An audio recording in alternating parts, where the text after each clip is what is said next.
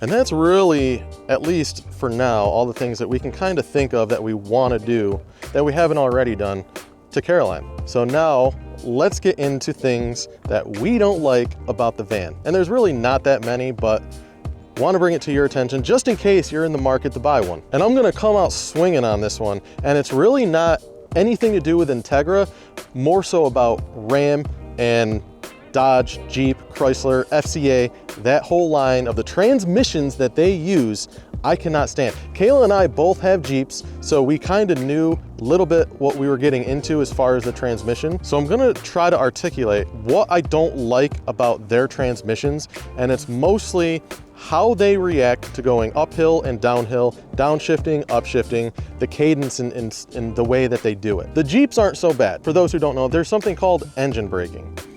And essentially what it does is your engine revs high to slow the car down to limit your need for the brakes. So when you're going down a hill and your car upshifts to get in those high RPMs, if you don't want it to do that, at least in our Jeeps, we can use the little paddle shifters or triptometers, whatever your car has, to upshift to lower those RPMs if you don't want to be in that high RPM range. This thing, it's got that triptonic, but for whatever reason, it doesn't want to upshift when I tell it to upshift. And when you're going uphill or downhill, the thing is just 1,000 RPMs away from redlining. And that can't be too good for it, right? So when Kayla and I are on our big trips, she probably hates when it's my day to drive because at least one time during that day, she's gonna hear me complain about the transmission. Anyway, that's enough talking about how much I cannot stand this transmission. That is by far the worst thing on this list that we have to talk about. So if you don't mind, the FCA transmission, we can just move right on. All right, so just a minute ago, Kayla ended what we want to do to the van with the bug wall and the bug screen and why we want to replace it. So let's show you why we want to replace the screen door that came with it. This is a very, very common issue with this model, with this van, having issues with this screen door. I mean, it's really held on, like this is like a fraction of the width of a shoestring. And it's got to hold up this door. It's a whole circuit of strings that go through. So there's a lot of, believe it or not, moving parts to this really simple design that they really failed to execute on. So it's a great idea and we loved it when we had it, but it's a super common issue within the van and Entegra and Winnebago. Whatever vans come with these, it's a very common issue. And 99, if not 100% of the people that we've talked to end up replacing this with the bug wall screen door that drops down. So to remedy when we're driving from it to doing that, we essentially have these little bungee, perfect size too. Well, it holds it right in place. And you heard me talk about this literally like a minute ago, but the van didn't come with a spare tire. That's one thing we didn't like. So that then puts the burden on the consumer to buy a new wheel, to buy a new tire, and they can be upwards of $1,000 just for a spare wheel and tire. So another thing that we were excited about, but quickly realized the functionality of the configuration of the Thule crossbars on top of the van. They really position them in a way that you can't use them. They put 3 crossbars up there, but the AC is up there, the wind guard is up there, the fan is up there. There's a whole bunch of things up on the roof that's gonna prevent you from putting something like a cargo box on top of those crossbars. So yes, awesome in theory. It's cool that Thule included like a $2,000 item, but we can't even use them really, except for those Max Tracks that you saw earlier. All right, and the next thing is kind of a first world problem, but hear me out. So here's your key fob to get in and out of the van. Start it, obviously you've got unlock, lock, and then that is unlock again. So what does that mean? If I were to hit the unlock button, boop, and try to open this door, you can't do it. You have to open the front doors and the rear door separately. And the bottom button also controls the back door too. So the only doors that this control are the 2 front doors. With that being said, with all the doors shut, you can lock all the doors by one button. It's just unlocking. If you want to open these at the same time, you have to use both buttons. Again, first world problems, I know, but it is what it is. So while we're up front, we could probably discuss this on the inside, but these are automatic wipers, okay? So they detect how heavy the rain is coming and they adjust accordingly. So it's either high auto or low auto, right? But there's no option to just have on or off. Like what if I want to control the speed of the wipers? Can't do it. It's automatic or off. That's it. All right, one thing that we found out the hard way. These are outlets that you can plug any normal, you know, whatever into. They only work on shore power and when the generator's on, either or. They do not run off your 12-volt batteries like the interior outlets, except for one outlet we're going to talk about on the inside. Kind of falls in the same realm as this, but you either need to be plugged into power or have your generator running for these outside outlets. There's one on the off-camp side too. All right, moving to the off-camp side, as you can see, here are those outlets that we just talked about. All right, so this is kind of like a two-sided coin here. This is going to be in the things that we do like. This little button right here, if we press it, little light comes on, and if you're, you know, hooking up at night, it really nicely illuminates all around so you can hook up and you can see what you're doing. The downside to this button is this is the only way to turn it on and off, okay?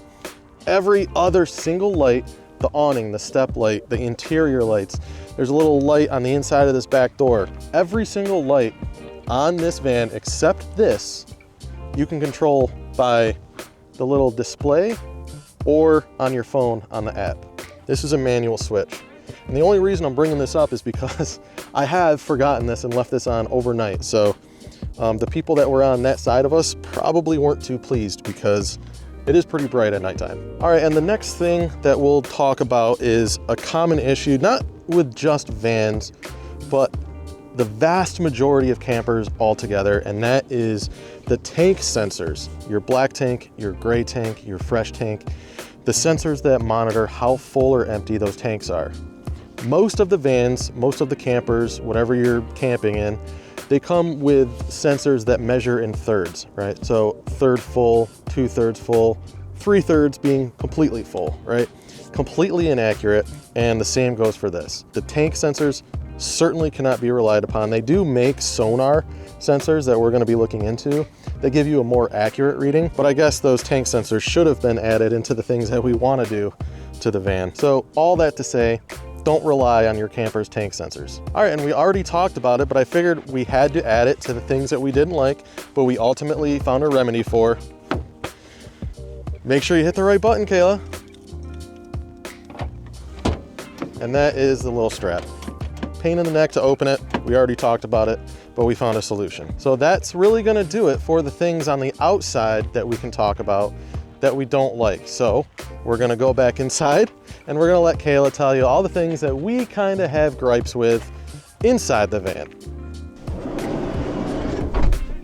So while this is considered a camper van, it actually came off the assembly line as a work van, which they essentially then built a camper inside of it, which makes you feel like you're essentially just driving around in a work van. Not to say that these seats aren't comfortable, because they are, but they're just not the best for position wise. They don't like extend out, so you don't really have a lot of leg support, and then you have no feet room. You can't really extend. You got the pedals here, or you hit the emergency start button, and then you can't move your steering wheel. We can't move it up and down. It only comes in and out. So we might not be riding around in a milk crate, but it's definitely not riding in a Cadillac. Another big thing that I was actually pretty excited for when we found this model, but slowly came to find out it's not really that great: the wireless charging pad. First of all, we have to take the case off our phone to put it in there for it to recognize the charger, but then after probably an hour, it ends up overheating your phone, so you essentially can't use it after all, and we end up having to just plug in some cords into the hookups. And again, being that you're in a work van, your windows don't go all the way down. So they essentially just stop there, so you can't fully enjoy the breeze, and then these also don't pop out. And you can auto down, you can't auto up. As John already mentioned, we both have Jeeps. We're spoiled with our Jeeps. So a little thing for me, it doesn't have heated seats. John's always hot, so it doesn't matter for him, but for me, I would have loved to have heated seats. A little workaround for when I'm in the passenger seat, we have a plug right behind the passenger seat, so I just plug in my heating pad if I have it, or I can just bring an electric blanket. And also with the van, it came with another secondary wireless charging pad right here, which also doubles as the outlets here. But as John mentioned, similar to the outside ones, these can only be powered if you're plugged into shore power or if you have the generator on. Not ideal, because we were really excited to actually put our coffee pot here and keep it here. But if the generator's not on or you're not plugged in, you can't use it. All right, so I'll take over for the last two things that we don't like about the inside of the van here. One, we kind of already talked about. Kayla mentioned things that we've done to the van, the struts. It was kind of a pain in the neck trying to hold that storage door open and dig out whatever you're trying to dig out. So obviously we found a solution for that, but it's kind of a pain in the neck that we even had to do so. And the last thing, not a big deal, but it's another first world problem that we've run into, and that is the WineGuard Wi-Fi extender and the 4G router. So it's super convenient to be at a campground and be so far away from the Wi-Fi router that your phone doesn't pick it up, but the WineGuard Wi-Fi extender does. However, the app to do all that nonsense is a nightmare trying to use. It is completely not user-friendly, and you have to jump through 100 hoops to try to get to what you're trying to do, and we just deal with no service. I mean, that's what we're out there to do anyway, but it's just like a novelty for us, you know, oh, we've got this Wi-Fi extender that we don't even use because again, we're trying to disconnect while we're out on these trips, but even if we didn't want to disconnect, it's a nightmare trying to use the app. All right, so we get picky with the things that we don't like, except for the transmission. That's obviously very important. But now we're gonna get into the things that everyone's probably been waiting for, and that is the countless things that we actually absolutely love about our van. All right, so the first thing that we're gonna talk about is something we've already talked about twice, and that is the screen door when we were actually able to use it. So having this when we were, again, able to use it, was such an essential thing to the van. We can have the door open, the screen door closed, we can have every other window open here, have a crazy crosswind inside, cross breeze, and just enjoy the views without having to worry about the bugs. Obviously, we're at a standpoint right now where we can't do that. We just have to deal with the bugs if need be until we do get that screen door that drops down. But when we did have it, we absolutely loved it. And while we're on the subject of windows and screens, another cool thing that we love about this is that the screen, it's hard to see in the shot, I'm sure, but the screen comes along with the window. But say you wanted to hand stuff out, all you have to do is disconnect this and hand whatever you got to hand out and then reconnect it. Super easy, super simple. Close up shop. And like I said, when these windows, just these windows alone are open, creates a crazy cross breeze, but with the door open and the kitchen window open, it's like a nice wind tunnel in here. All right, and last thing while we're on this sliding door here is when we open it all the way, it actually locks, hear that, into place. So if you're not in an exactly level spot, the door's not going anywhere. You have to kind of like pretend like you're opening it and then slide it. As you can see, we're not super level right now. So if we were camping and this was an issue, all we would have to do is just open it far enough and it locks in place. All right, and then let's move to the back of the van real quick, because at first we didn't really use this a lot, but as we started going to the, what was it, the White Sands National Park, we certainly found ourselves using it then. And that is the outdoor, I don't want to call this a shower because it's essentially a hose, right? As long as you've got your water pump turned on, you plug this in and you don't want to bring in sand and dirt and mud in the van, perfectly utilized. All right, and moving to the off-camp side, you heard me talk about this in the complete tour video. It is that all the hookups are in one central location. I don't have to hook up my water here, hook up my power here, hook up whatever else in the inside of the van. There are vans that have hookups on the inside, which I think is a little crazy, but everything's here. We already talked about the little light, so that's another thing that we love about the van, when we can hook up at night. But everything is in one spot, and again, that's like one of the main reasons why we bought the Ethos. And then while we're right here, this is your exhaust for the generator. So the generator has come in useful We can't count how many times, how often we've used this generator. Tens and tens of hours we've put on this generator because it is so useful. So things like the outlets right here, things like the AC, things like the microwave, those things need either shore power or the generator. But we don't do a whole lot of campground camping where we have access to hook this thing up to power. So when we're out in the middle of the Badlands, when we're out in the middle of Joshua Tree, when we're out in the middle of Bureau of Land Management in Utah, when we're just out in the middle of nowhere, no cell reception for miles, and we want to have the AC on, we want to cook something in the convection microwave, we can do that with a generator. So you've got no power, no problem. Generator is a complete godsend. And it's super quiet. It sounds like a car idling. It's not loud by any stretch of the imagination. All right, so that is the generator. It's come up to speed. And here at our 20-foot mark, we've got a reading of about 58 decibels. And the generator draws fuel directly from the van's gas tank. So you don't have to worry about filling up a separate tank for the generator, separate propane.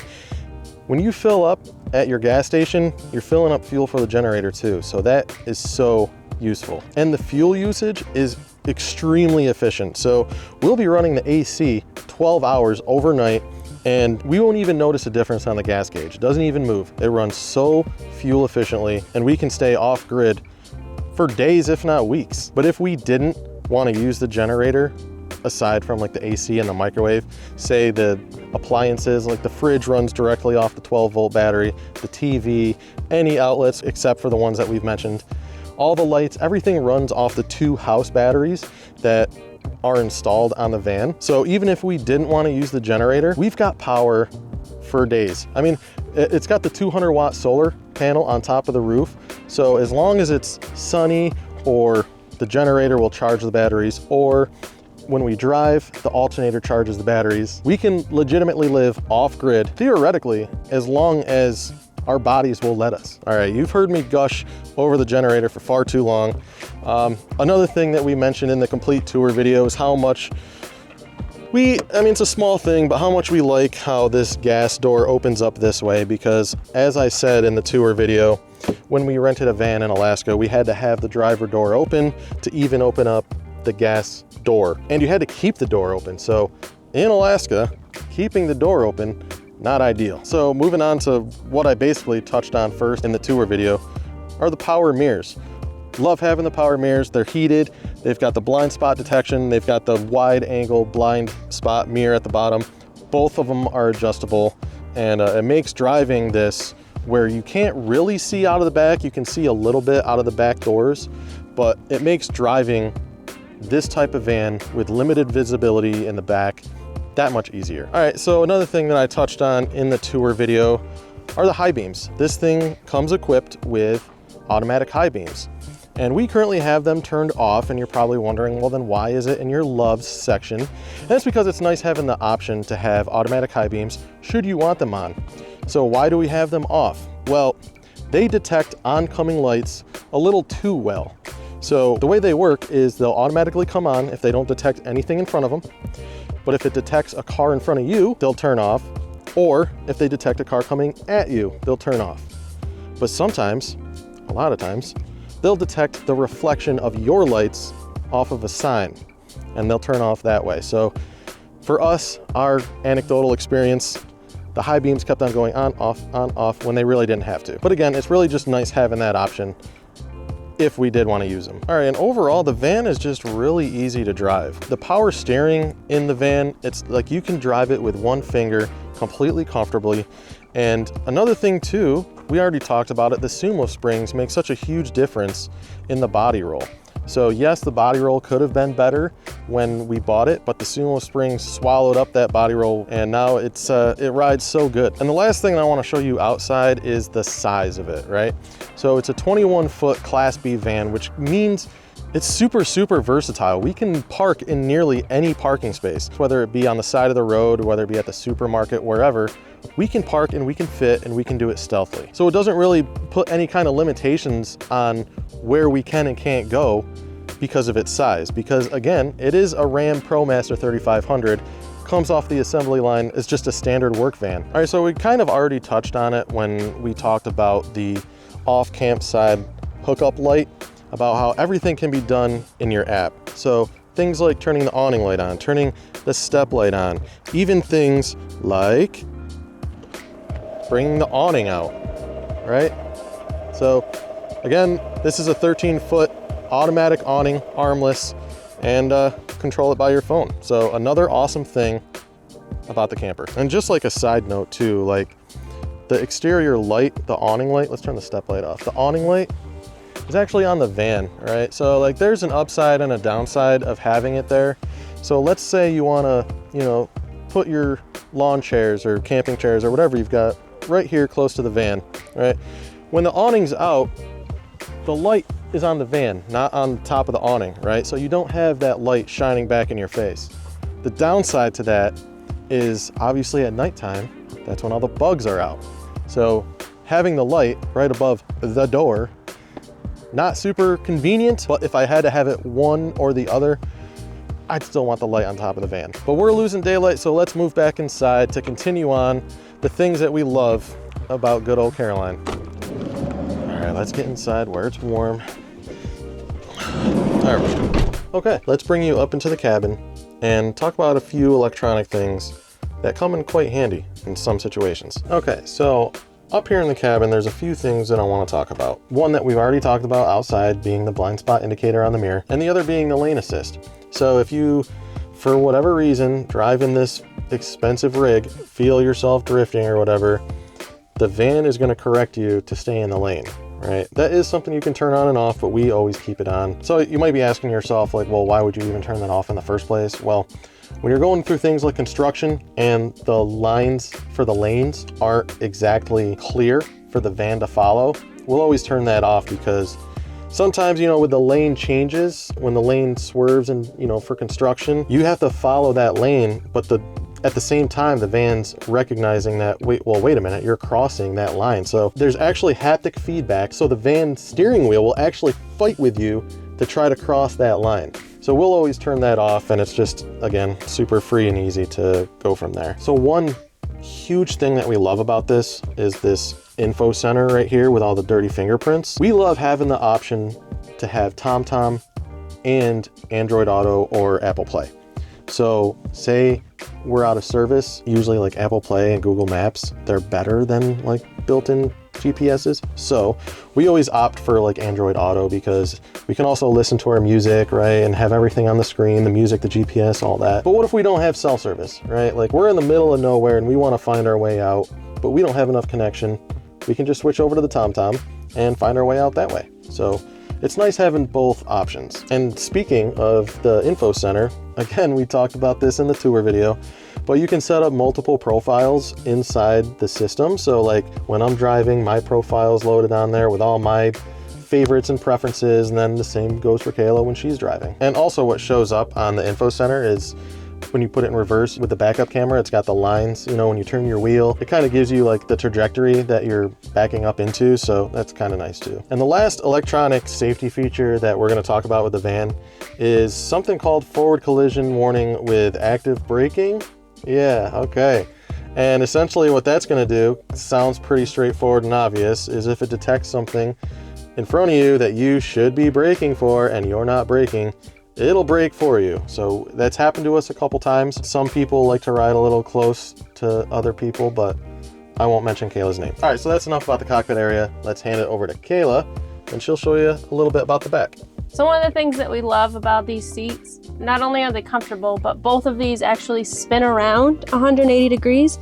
If you can find the little button down here, just pull the lever. As long as you're up far enough and the back isn't tilted back, you can turn around and it just gives extra seating if you have more people with you. And then we have this table here, which is an extra surface that John actually uses pretty much at the end of every travel day, unload footage and put everything on the hard drives for the night. With using that, has the extra plugs down below, it has the 2 outlets as well as 2 USBs. And this is where we end up plugging in our coffee pot in the morning. Since the outlet over here, we would need to use the generator or shore power. And after a long day, it's nice to have the option to heat up your leftovers. But as long as you don't have a blonde moment like me, and leave the microwave cover in there, your food's usually pretty good after you cook it. That is a new one, by the way, because I melted the first one when we were in Texas. I tried to make chicken nuggets and I didn't understand why the microwave stunk. That melted on top of my chicken nuggets. And rather than having to use the convection microwave all the time, we actually also have the Dometic 2-burner propane stove. We like the option of having the propane rather than the induction cooktop that you have to plug in. Propane is just more efficient and works easier. Again, we've never used it though, but we like having it in case we need to. And we also have the external propane hookup on the campsite if we ever wanted to plug in a regular grill. And then, obviously, John already talked about the app. We also have the control center here, so we control all of our lights. We get to see our lovely tanks, which trying to tell us we have black tank, but like John said, it's never accurate. We have this, and then also in the back, if you don't want to get up at night, we have this other little one here, so when you're laying down at night, you can just shut everything off or turn it back on. We can control our awning, extend, retract, awning light, and then all the other lights outside as well. And the nice thing, all of this is also dimmable from here, not just the main hub. We'll wait. So then, in addition to the table I already showed you up front that John uses as a workstation, the thing we love, we have this separate lagoon table that's actually here, but the mounts go on here. That makes it so we can, in the morning, we put it up, have our breakfast, and then we actually just leave it up for the day. So we have it up for lunch and then dinner. Makes it so you have that secondary area so John can unload footage and then I can prep dinner or lunch during the day still. Whereas the other campers, like the Winnebagos, they only have one lagoon table that you actually have to move from mount to mount. A little more back here, the 2 beds on the sides as well as the kitchen. We have these nice pull-down blackout shades. So then back here under the passenger side bed where our storage is, the bed actually has these locking mechanisms on both ends that lock it up into place so that way you can open this storage to get all your stuff out. There's those lovely struts, not holding. And speaking with the bed, with lifting it to get to our storage, the functionality in here is just so much better compared to when we were living out of the Jeep every year to travel.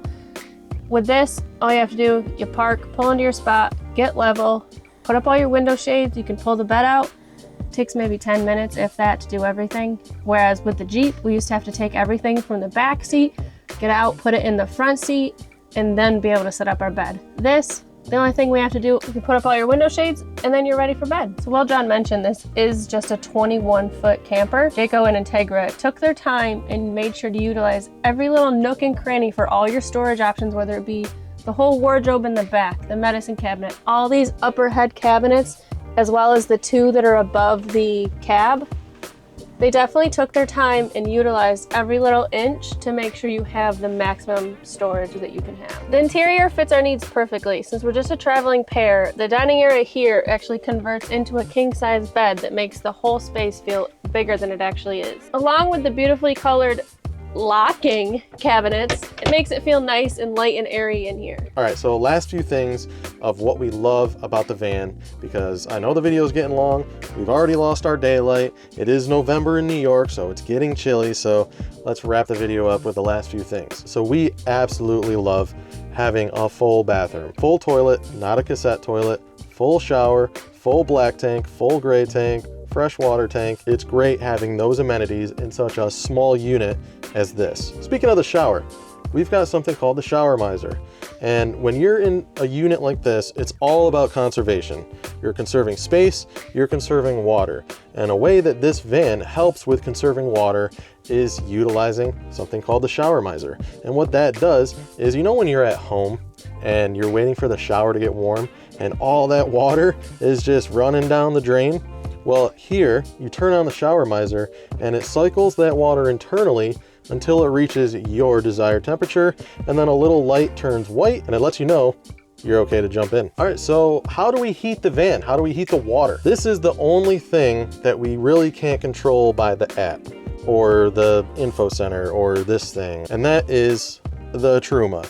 So this controls the hot water, this controls the heat, and it's powered either by propane, by electric, either by the generator or shore power, or a mixture of both. And just like the generator, that thing is super, super efficient when you're using propane. Obviously, when you're using electric, you've got all the electric in the world to use, but when you're just out boondocking and you don't want any generator running, you want to run propane and it's a little chilly, super, super efficient. We've used the Truma a number of times with propane, and we're only like halfway gone through our 6-gallon propane tank by using the Truma. And that's through a full season. All right, last few things. Kayla kind of touched on it with the DVD player, but if you're thinking like, oh, this is a really weird angle of the TV, it does come out and articulate any which way that you want. So it is nice having that little amenity in the van. And obviously it does lock in place, so when you're driving, you don't have to worry about this flopping all over the place. It's got a little lock that you unlock by pulling this down. So we already did talk about this and we had it in our negative column, but it is nice having the option, if you absolutely needed that connection, to have that wine guard, albeit super difficult to use and not user friendly like we talked about. It is nice having that option. So you can either buy a data plan for it, or you can just use it as a Wi-Fi extender. And if we had a frequently asked questions section of our YouTube channel, I think the #1 question that would be asked is, how's the gas mileage in this thing? We're driving around in a rectangle, you know, with these crosswinds and weighing 10,000 pounds. How's the gas mileage in this thing? It's a V6, the 3.6 Pentastar, and it's not great and it's not bad. It's like kind of right in the middle. We average usually around 16 miles to the gallon. We've gotten as low as 12 miles to the gallon going up hills with full tanks, but we've also gotten as much as 21. So we usually average about 16 miles to the gallon, which again, not great, but definitely not bad for a rectangle going down the interstate. All right, so you've heard us talk about what we've done to the van, what we want to do to the van, what we're not really fond of about the van, and things that we love about the van. But there's something intangible about the van that makes us love it so much. The thing that we love most about the van is the abilities and possibilities it opens up for us in our travels. The ease, the convenience, the versatility. The security and safety we feel in it when we're boondocking in the middle of nowhere. The memories we've already made after only 1 year. Watching a southwest sunset, unable to find the words to describe how beautiful the landscape before you is. Enjoying a Badlands sunrise right next to a bighorn sheep. Eating lunch with a front row seat to the Grand Teton Mountains. Staying the night on an alpaca farm.